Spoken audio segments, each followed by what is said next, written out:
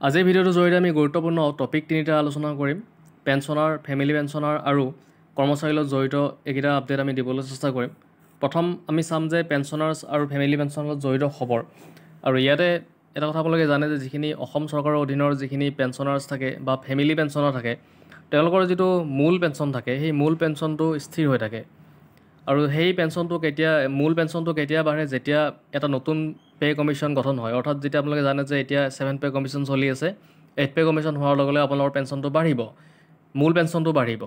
কিন্তু ইয়াতে কি কথা লিখা হৈছে আমি অকণমান চাবলৈ চেষ্টা কৰিম।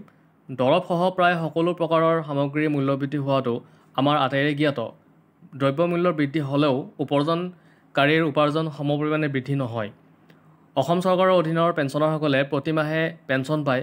প্ৰতি 6 মাহৰ মূৰে মূৰে মৰগীয়া বানচ 2-3% বৃদ্ধি হ'লেও অসম চৰকাৰৰ অধীনৰ পেঞ্চনাৰসকলৰ মূল পেঞ্চনৰ ক্ষেত্ৰত কোনো পৰিৱৰ্তন নহয়। গম পালে যে যিটো ইয়াতে পেপাৰ কাৰ্ডখনৰ এই কথাটোৱে কৈছে, যিহেতু দৰৱসহ প্ৰায় যিবিলাক বস্তু থাকে, সেই বস্তুবিলাকৰ ডেইলি লাইফত যিখিনি আমাৰ বস্তুৰ প্ৰয়োজন হয়, সেই বস্তুবিলাকৰ দাম যিহেতু বাঢ়ি থাকে, সেইকাৰণে পেঞ্চনৰ ক্ষেত্ৰতো যদি তেনেকুৱা ব্যৱস্থা কৰিলেহেঁতেন, 5-10% যদি প্ৰতি 5 বছৰৰ মূৰে মূৰে যদি বঢ়াই দিলে হয়, তেতিয়াহ'লে তেওঁলোক বেছিকৈ উপকৃত হ'ল হয়। তেনেকুৱা এটা কথা ইয়াতে লিখিছে। তেওঁলোকে মৰগীয়া বানচটো লাভ কৰে, মেডিকেলো তেওঁলোকে লাভ কৰে, কিন্তু তেওঁলোকৰ যিটো আপোনাৰ মূল পেঞ্চন, সেই মূল পেঞ্চনটো স্থিৰ হৈ থাকে। কিন্তু যেতিয়া আকৌ এটা নতুন পে' কমিশ্যন গঠন হয়, তেতিয়া সেইটো কিন্তু বাঢ়ে। তেওঁলোকৰ যিটো মূল পেঞ্চন বাঢ়ি যায় মানে। কাৰণ ক'ব গ'লে 10 বছৰৰ মূৰত পে' কমিশ্যন গঠন হয়, তো তেওঁলোকৰ যিটো 10 বছৰৰ মূৰে মূৰে তেওঁলোকৰ যিটো আপোনাৰ মূল পেঞ্চন থাকে, সেইটোত ইনক্ৰিজ আপোনালোকে দেখিবলৈ পাব। অকল পেঞ্চনৰ বুলিয়ে নহয়, ফেমিলি পেঞ্চনৰ ক্ষেত্ৰতো একে নিচিনাই নিয়ম যিহেতু প্ৰযোজ্য, বা ফেমিলি পেঞ্চনৰ সকলোৰে সেনেকৈ এটা মূল পেঞ্চন থাকে, আৰু সেই মূল পেঞ্চনটো নতুন পে' কমিশ্যন গঠন হ'লে সি ইনক্ৰিজ হৈ যায়। এই গোটেইখিনি আমি ফেমিলি পেঞ্চন হওক বা যি পেঞ্চনাৰ্ছ হওক, তেওঁলোকৰ ক্ষেত্ৰত কেনেকৈ 8 পে' কমিশ্যনত তেওঁলোকৰ কিমানখিনি বাঢ়িব পাৰে চেলেৰি, সেইখিনি কথা আমি আমাৰ পিছৰ ভিডিঅ'ত আমি দেখুৱাবলৈ চেষ্টা কৰিম। এতিয়াও আমি দ্বিতীয় টপিকটোলৈ গৈছোঁ, এইটো পেঞ্চনৰ লগতে জড়িত। এতিয়া চাওক, এই পেঞ্চনৰ লগত জড়িত আন এটা খবৰ হৈছে যে ৰাজ্যত ডিজিটেল প্ৰক্ৰিয়াৰে পেঞ্চনক লাইফ চাৰ্টিফিকেট।